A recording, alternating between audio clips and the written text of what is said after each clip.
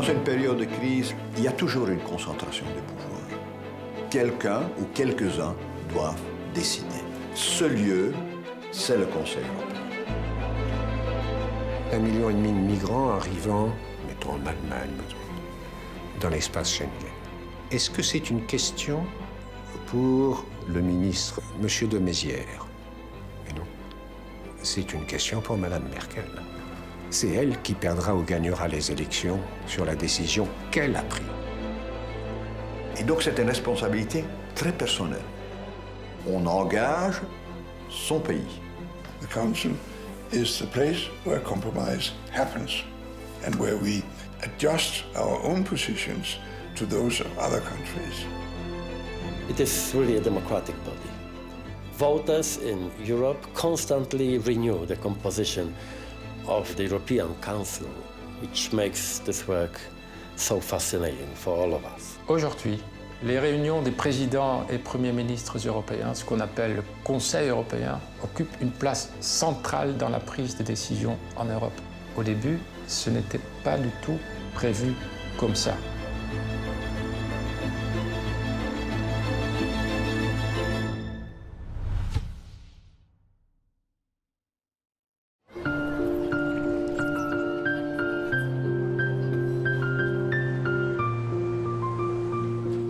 Les chefs d'État n'avaient pas leur place dans la communauté.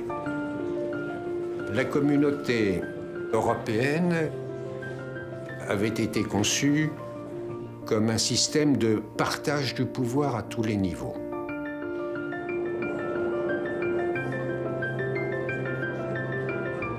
Au tout début, quand les chefs de gouvernement se sont mis à se réunir de temps en temps, comme ça, à l'improviste, dans les années 60, les petits pays n'en voulaient pas. Parce que pour eux, la communauté, c'était une protection contre les grands et ils ne voulaient pas voir le retour de l'ancienne Europe par la petite porte à travers ces sommets. Et donc il y a eu une forte réticence du système à accepter ce qui serait apparu comme le collectif du leadership. En plus, la personnalité du général de Gaulle faisait peur. Et la plupart des autres gouvernements préféraient ne pas avoir affaire directement à lui. On a pris l'habitude d'avoir 1 ou 2 sommets par an dans différentes capitales, d'ailleurs, des pays d'Europe. Mais il n'y avait aucune organisation. Et quand j'ai été élu moi-même, c'est-à-dire en 1974, j'ai trouvé qu'il fallait consolider ce système. Que dans un système économique, commercial et également d'ailleurs politique, il fallait prévoir une réunion régulière des responsables politiques.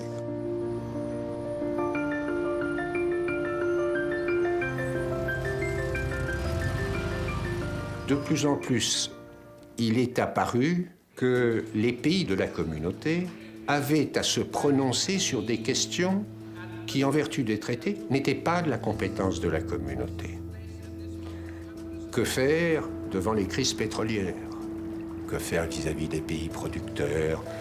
Que faire entre la Palestine et Israël? Et donc tout ceci a coagulé pour qu'en 1974, Giscard, aidé par Jean Monnet, fasse tomber les réticences.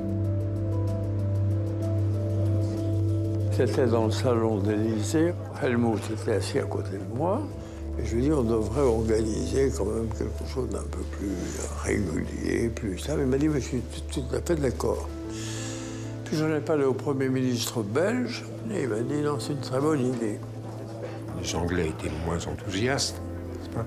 Mais tout s'est terminé par un coup d'État de Giscard, puisqu'en séance à Paris, lors du dernier sommet, qui a été le premier Conseil européen, il avait été décidé qu'on ne donnerait pas de nom à ces réunions de chefs d'État et de gouvernement, et Giscard est sorti en conférence de presse en disant « Nous avons assisté au dernier sommet européen et nous avons participé au premier Conseil européen. » Les sommets sont morts, vive le Conseil européen. Donc là, il y a vraiment une institutionnalisation qui commence Et à partir de ce moment-là, le traveling circus, le carrousel européen pouvait commencer. Les réunions à travers toute l'Europe, dans un château une fois, une forteresse une autre fois, parce que chaque hôte voulait montrer l'Europe comme elle était belle. Et ça a duré des décennies. Les chefs d'État et de gouvernement se promenaient, c'était assez festif. Die Chefs haben es gemocht, zu reisen auf diese Weise, sich zu sehen, Land und Leute kennenzulernen. Und man konnte auch ungezwungener vorgehen letztlich. Les meilleurs hôtes sont les Italiens, toujours, n'est-ce pas? Mais j'ai toujours été très réticent devant ces déplacements permanents parce qu'il faut loger, faire venir, nourrir les institutions. 1000 journalistes venant de Bruxelles, des délégations, dans des installations vraiment pénibles. La réunion à Nice a été un cauchemar. On serait cru dans des cabines de douche. À Hanovre, les murs étaient en papier. Il fallait y mettre un terme. C'est moi qui ai suggéré à Chirac de proposer à l'époque au Premier ministre Verhofstadt que les réunions du Conseil européen auraient lieu à Bruxelles.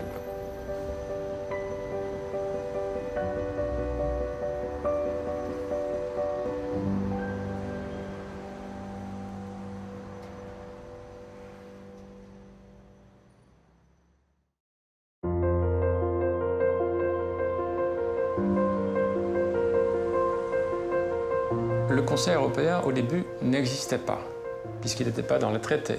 C'était le résultat d'un coup politique de Giscard à son époque, mais n'avait pas d'assises juridiques. La codification est venue avec le temps, et notamment en 1986, avec l'acte unique.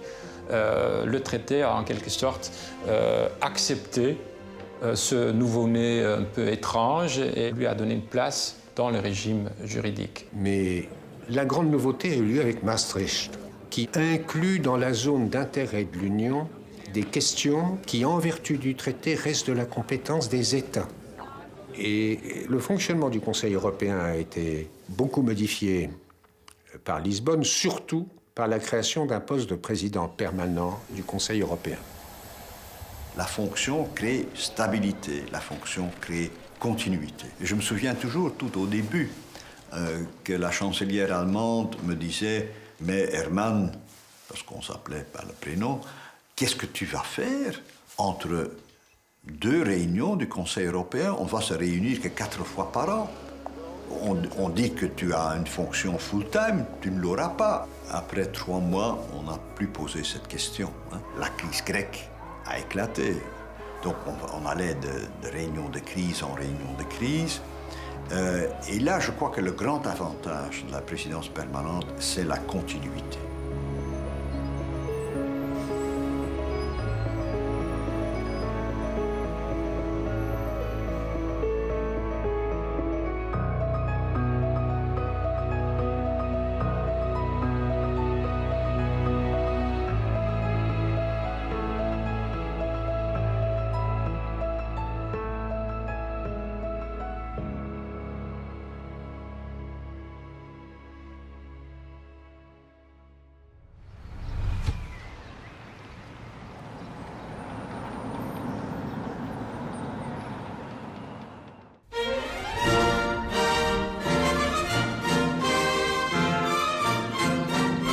Le problème des Anglais avec le budget européen, en fait, il y en avait 2.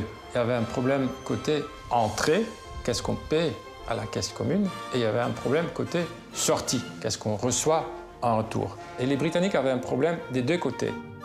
But it's not asking the community for money, it is asking the community to have our own money back.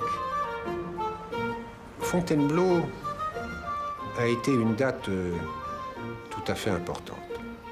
Parce que, pour la première fois, nous avons accepté collectivement un système d'exception et d'exemption partielle pour un pays. Ce qui était déjà reconnaître que même à 10, nous ne pourrions probablement pas aller jusqu'au bout complètement unis. Ça a été très irritant, cette affaire. Hein. Et Mme Thatcher avait pris une posture qui n'était pas plaisante pour ses partenaires, parce qu'elle considérait que c'était son argent. Enfin, give me my money back.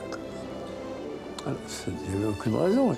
Elle insistait tellement que nos partenaires allemands, et en particulier Helmut Schmidt, un jour m'a dit on ne peut pas continuer comme ça. Donc il faut trouver une formule, un compromis pour alléger un peu la contribution britannique. Ce régime d'exemption a été accepté parce que le Royaume-Uni n'est pas un pays comme les autres, parce que c'est le vainqueur de 2 guerres mondiales, parce que sa langue est universelle, parce qu'il est membre du Conseil de sécurité, parce que c'est une puissance, et qu'il y avait des concessions fortes à faire pour garder le Royaume-Uni dans la famille. Mrs. Thatcher won at Fontainebleau. She won too much, in my view. It was not a good decision. It created the basis for years, generations of dissatisfaction on both sides.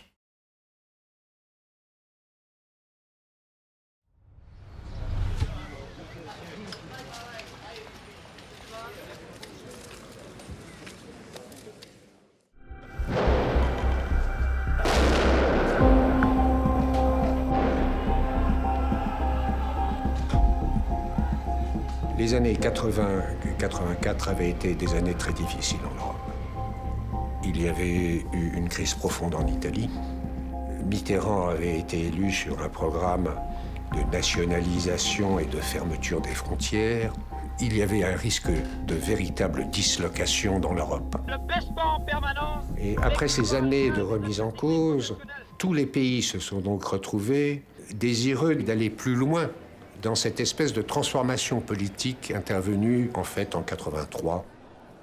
Ich gebrauche im Deutschen ungern ein Wort, das ich im Französischen gern gebrauche, um Stimmungen zu erklären der damaligen Zeit. Damals gab es, wie der Franzose sagt, eine Komplizität. Es gab plötzlich eine kritische Masse innerhalb des Europäischen Rates, die sagten, wir wollen einig sein. Wir wollen das schaffen. Wir wollen zusammenhalten. Das war Kohl, das war Mitterrand, das war Martens, ein González, plus Jacques Delors selbstverständlich. Und der Rest folgte.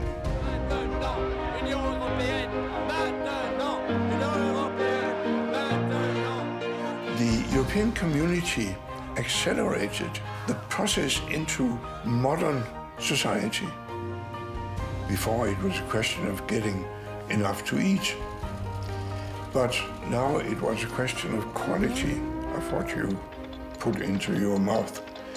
It was a question of health.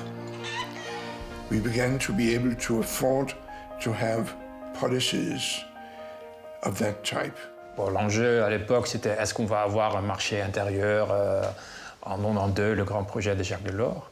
Mais pour les chefs d'État et de gouvernement, l'enjeu était de savoir est-ce qu'on va faire une conférence intergouvernementale pour changer le traité, oui ou non. Et pendant le Conseil européen à Milan, en juin 1985, le Premier ministre italien, qui était le hôte, Craxi, il a fait un coup. Il a, pour la toute première fois dans l'histoire du Conseil européen, appelé les 10 chefs d'État et de gouvernement à voter. Ça, c'était inouï, parce que le Conseil européen, il décide toujours par consensus. Le Premier ministre grec, Papandréou, le père, qui disait que c'était un viol. Le Premier ministre danois, Schlüter, il était très fâché aussi. Thatcher, il était hors d'elle aussi de fureur. Mais Craxi, il a insisté et ils ont voté. Et c'était 7 contre 3. Et ils ont décidé au Conseil européen de Milan de convoquer une conférence intergouvernementale sur le marché intérieur. Cette conférence s'est tenue et elle s'est achevée au mois de décembre à Luxembourg par un temps abominable. Il y a eu une difficulté essentiellement pour les Britanniques qui concernait les conséquences d'une réglementation excessive sur les petites et moyennes entreprises. Et Mme Thatcher expliquait, moi j'ai dirigé une petite entreprise de 4 personnes et regardez ce que je suis devenu. Alors, en se penche un peu sur sa table vers Mitterrand et « Sono morti i tre altri ». Mais alors, il avait oublié d'éteindre son micro. Tout le monde a entendu, sauf Mme Thatcher, qui, je crois, ne parle pas l'italien. Mais ça s'est terminé très bien, et l'acte unique a été bien mis en œuvre. And we drafted the treaty in 4 months. The complete text in 4 months. An enormous success. So that was the reason why the European community had this marvelous period in the 80s when we agreed, which was the basis for the belief that we could make the Maastricht Treaty.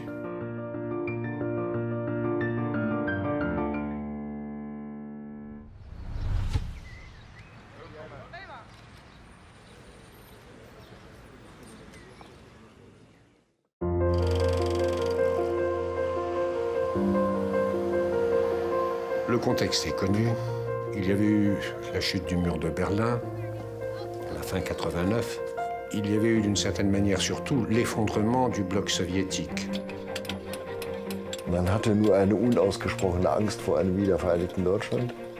Und es ist letztlich erstaunlich, dass wir nur 1,5 bzw. 2 Jahre nach diesen grundlegenden Ereignissen, ob in Deutschland, aber auch in Polen zum Beispiel, dass der Europäische Rat den Mut gefasst hat zu Maastricht.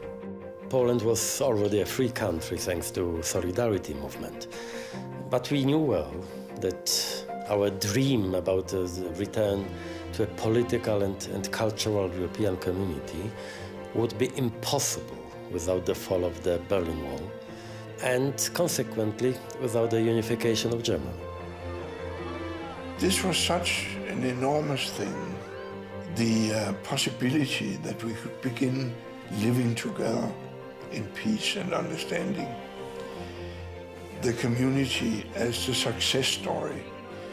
And then the French, who thought German reunification means an enormous Germany, much bigger than France. So it was a French demand that the Germans should give up the D-mark in favor of a European currency. En fait, on voulait intégrer une Allemagne réunifiée dans une Europe plus unifiée. Le lancement de la monnaie commune, c'est un risque qu'on prenait, mais moi je ne doute pas une instance de la valeur historique de cette décision. On commençait maintenant à construire un autre type d'Europe politique, avec la monnaie d'une part, mais aussi avec les prémices d'une politique étrangère et aussi les prémices d'une politique intérieure. Bien sûr, on peut dire que ce n'était pas encore prêt, que ce n'était pas réussi, que c'était trop tôt, etc. Mais il y avait un vrai basculement, une métamorphose presque de l'ancienne Europe des règles à une Europe capable de répondre à des crises géopolitiques, politique étrangère, politique intérieure, des sujets dont les chefs d'État et de gouvernement considéraient que c'était à eux de les prendre en main.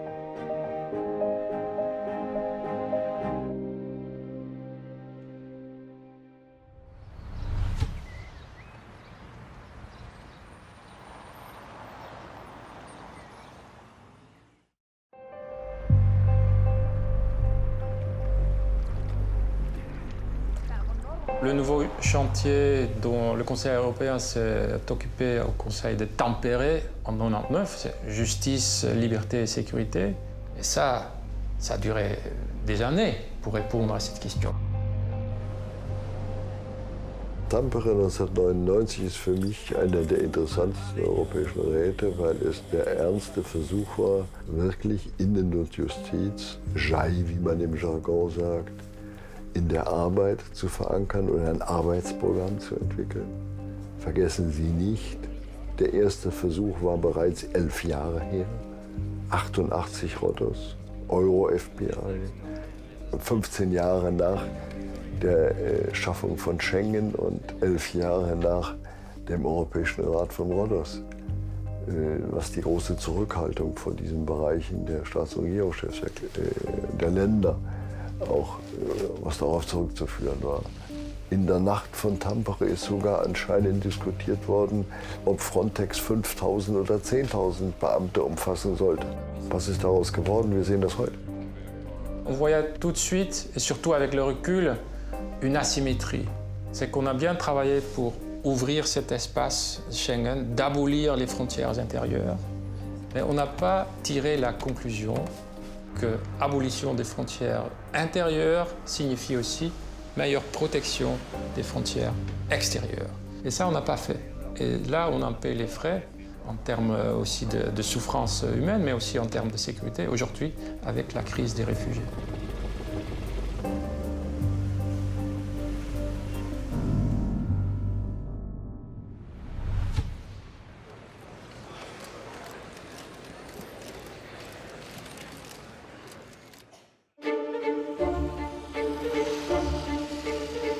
Telle qu'elle existe aujourd'hui, l'Europe ne peut pas fonctionner avec un nombre croissant de participants.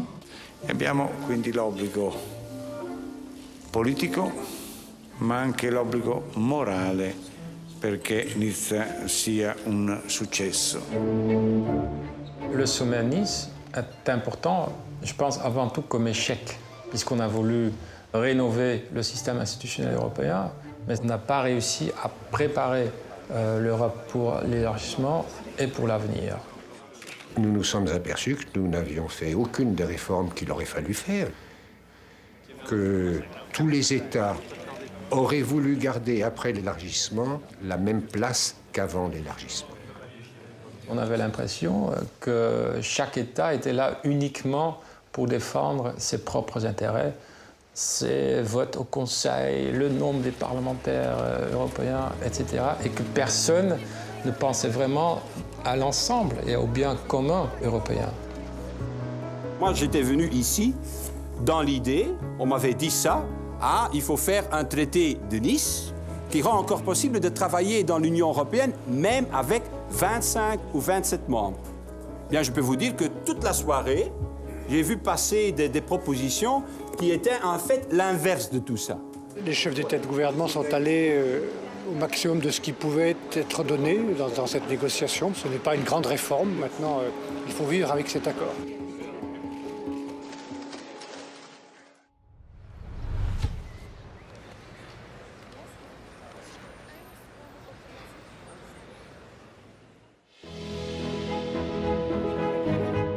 And to our new members, I say, warmly welcome to our family. Our new Europe is born.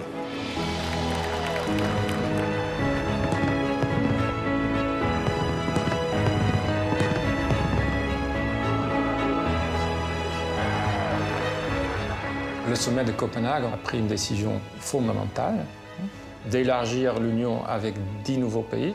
Et je sais que par la suite, beaucoup ont critiqué ces décisions, qu'elles étaient mal préparées, que les pays n'étaient pas prêts, etc. Peut-être c'était vrai en partie. Mais il y avait déjà une décennie de préparation entre le moment où les premiers ont frappé à la porte et le moment où ils ont entré. On ne pouvait pas attendre infiniment. I think geopolitically it was a window of opportunity to everybody, for new members and also for Europe. Preparation was a little bit maybe late and delayed and not enough sufficient, but in general I think it is a success. Tout le monde était content de l'adhésion, beaucoup étaient très insatisfaits des conditions de l'élargissement. Certains des participants s'interrogeaient véritablement sur la question de savoir si la mer était capable d'avoir autant d'enfants. The European Union is about safeguarding democracy in Europe. That's also why we decided to open the door to countries that were not ready for membership from the East. Get them in while the possibility is there. C'est eux, c'est la Pologne, c'est la Hongrie, c'est la Tchécoslovaquie qui ont frappé à la porte de l'Europe. Et c'est à cette frappe à la porte que les 12 pays de la communauté ont dû répondre parce que c'était un vrai appel historique qu'on ne pouvait pas nier. The prospect of joining the EU meant the actual end of the Second World War. At the time, no one even thought about the financial benefits that come with EU accession. The stakes were much higher than that. It was Central and Eastern Europe's to be or not to be. I may sound a bit sentimental, but I can say that for us in those days, Europe really was a symbol of freedom, high standards, prosperity, modernity and security. And we have never been disappointed. It was a dream, and it is a dream still, because now we are capable to compare our countries, Baltic states, how we look like and how we are developed in 12 years of our membership, and just very close to our border, how some East European countries are still looking like. So for us, this is the best achievement in our history.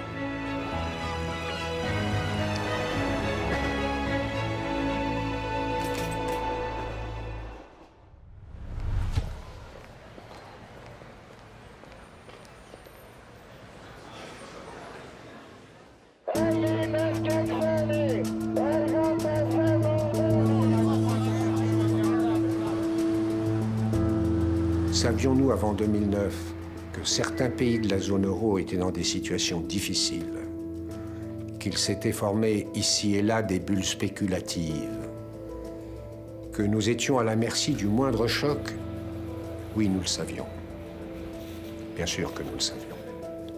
Et nous n'avons pas voulu le savoir.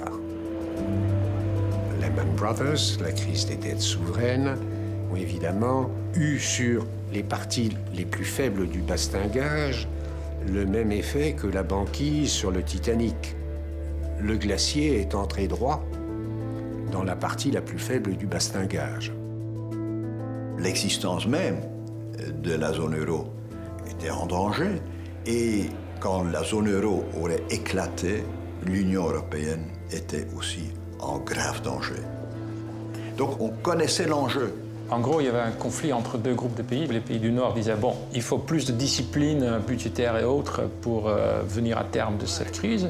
Et les pays du Sud disaient, ben non, il faut plus de solidarité de vous autres envers l'Europe. Je viens pour qu'il y ait des solutions très rapides pour soutenir les pays qui sont les plus en difficulté sur les marchés.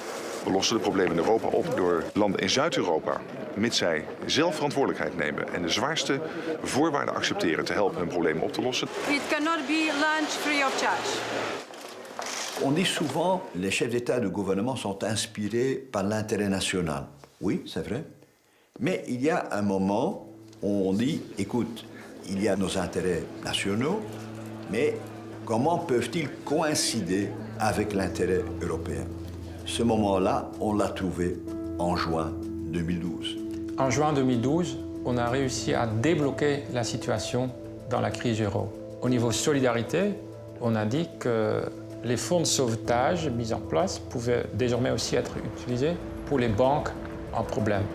D'autre part, côté responsabilité ou discipline, on a décidé cette nuit que la Banque centrale européenne allait faire la supervision de toutes les banques en Europe.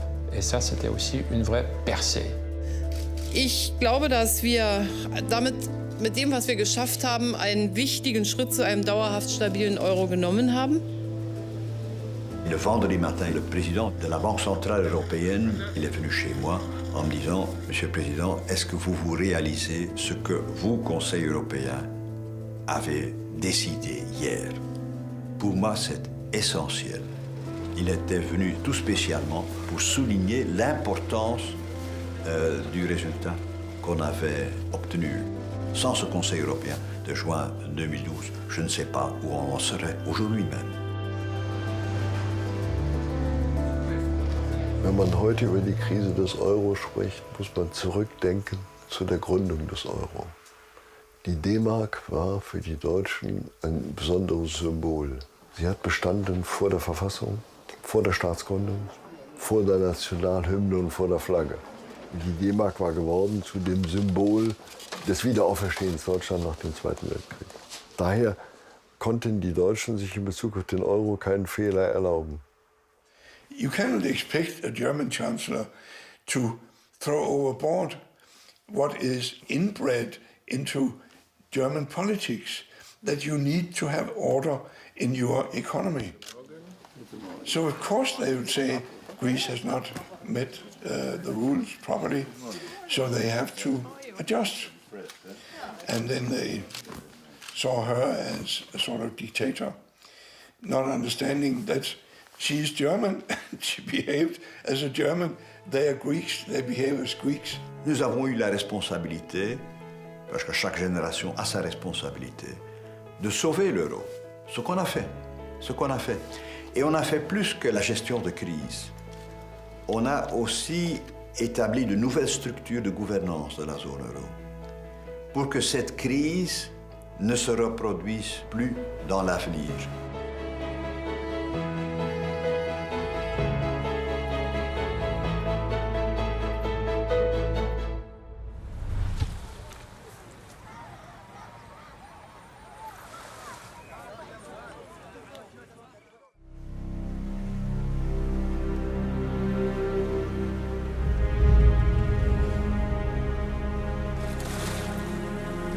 Savions-nous, avant la fin 2015, que nous avions devant nous un énorme problème potentiel de réfugiés? Bien sûr que nous le savions. On ne peut pas avoir 1 million de personnes au Liban, 1,5 million de personnes en Tunisie, 2,5 millions de personnes en Turquie, sans qu'un jour les bouchons sautent. 700 migrants, peut-être plus. Le pire drame de l'immigration en Méditerranée.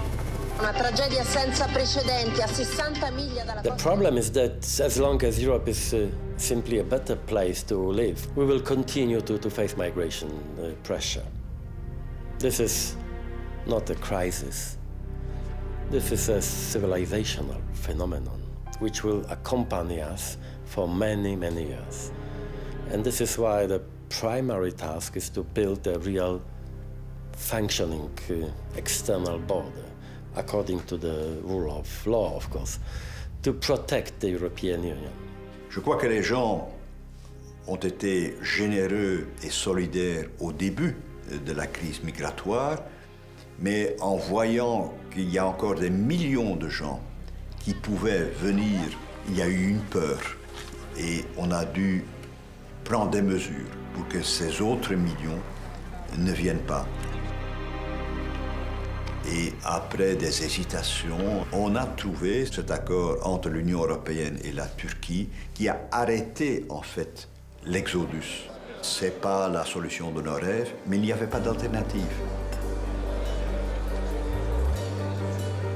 Le deal avec la Turquie du printemps 2016 est un moment important parce qu'on est allé, disons, jusqu'à la frontière de ce qui était juridiquement, peut-être aussi éthiquement possible ou acceptable. Et on peut le critiquer, beaucoup l'ont fait, mais on peut aussi y voir un signe d'une perte d'innocence géopolitique. Jusque-là, l'Europe a toujours voulu être la plus belle, innocente, elle qui ne fait pas de power politics comme les grandes puissances. Mais dans le monde d'aujourd'hui, qui est tellement dangereux, où les choses changent vite et où on a affaire avec des dictateurs autour de nous, il faut aussi parfois avoir les mains sales, malheureusement, pour survivre. It has taken far too long for the European leaders to resolve, in fact, an ideological dispute, whether Europe should still be the most open place in the world or whether we should change it into a fortress. And this is why it took such a long time to take practical actions, including the so-called Turkish deal, logistical support for the Macedonian border and Bulgaria, and cooperation with some African countries. Fortunately, today we can say that they are starting to work. On a survécu la crise de la zone euro, on a trouvé des solutions pour la crise migratoire. La seule chose qu'on n'a pas su régler, c'est le Brexit. Là, avec tous les efforts même que les 27 ont fait, la Grande-Bretagne a fait un autre choix.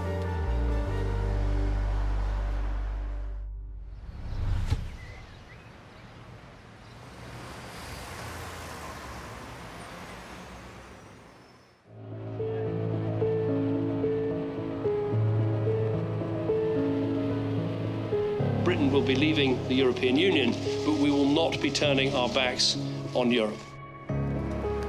C'est un choc c'est un tremblement de terre.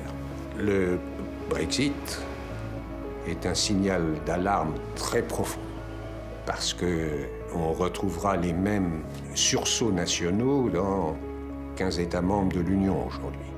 On voit le même malaise, la même méfiance des citoyens, des électeurs européens dans tous nos pays.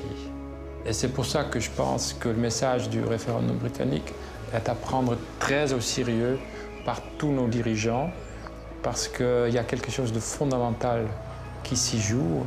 Et si on veut sauver l'essentiel de l'ouverture que l'Europe a toujours su créer et fournir, il faut aussi prendre au sérieux les angoisses et les craintes qui s'y expriment pour sauver l'essentiel. I recognise the scale of the challenge ahead. I am sure there will be difficult moments. It will require some give and take. The EU doesn't have any divorce experience. We were good at broadening, not at shrinking. I am convinced, however, that we will turn the corner. But the real threat today, and I think it's not only my opinion, is that the disintegration of Europe in the political and ideological sense. It is not a coincidence that those who question liberal democracy are the same ones who call for the breakup of the EU, because the EU today is not only a political organization which restricts national egoisms, it is also a unique territory of freedom. And for this reason, it is so important that the Brexit remains a one-off incident and not the beginning of a process.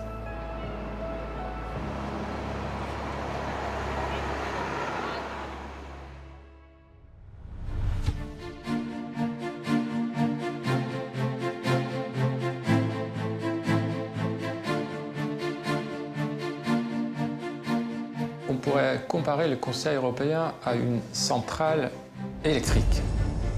Avec une réunion, les avions qui arrivent, la vitesse, etc., les chefs d'État et de gouvernement, il y a une énergie massive, presque folle à ce moment-là. Mais le risque, c'est que ça s'évapore comme ça. Et là, le président du Conseil européen a un rôle vital pour que l'énergie d'un sommet soit transformée en action à travers toute l'Europe.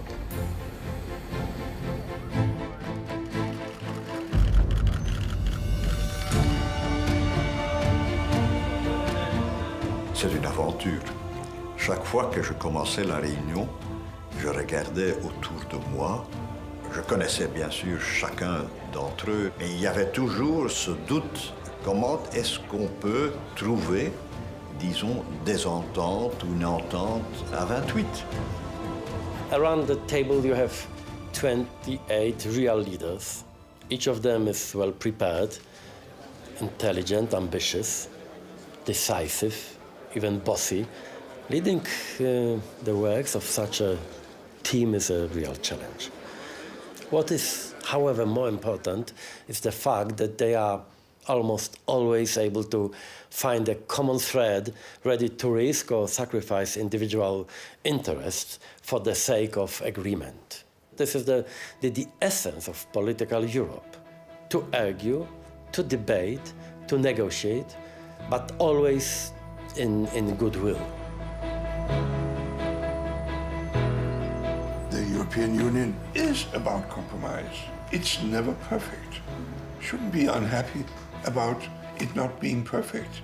It's a human enterprise. If it were perfect, I would be very afraid. The Council depends very much on member states, what kind of governments are, plus what challenges we are confronting inside and outside. Il y a des moments où il y a des conflits, etc., mais il y a aussi des moments où ils sentent intimement le besoin de travailler ensemble et d'être et de faire l'Europe. Et c'est ça le Conseil européen quand il fonctionne au mieux. J'appelle ça le secret de la table. It's when they forget for a moment this basic condition that we are France, we are Germany, that things happen. for a moment, like when unification happened. I think it's fantastic. It's a fairy tale in a way. Un moment émouvant a été la remise du prix Nobel de la paix à l'Union européenne. Pratiquement tous les chefs d'État et de gouvernement étaient là. J'ai parlé de notre histoire de guerre de l'Europe. J'ai parlé de mon père qui a failli être exécuté en mai 1940. J'ai parlé en fait du vécu de notre histoire, pas uniquement de l'histoire institutionnelle de l'Union européenne. Je crois que tout le monde est sorti de la réunion avec ce grand souffle en soi, disons, on participe à une grande œuvre.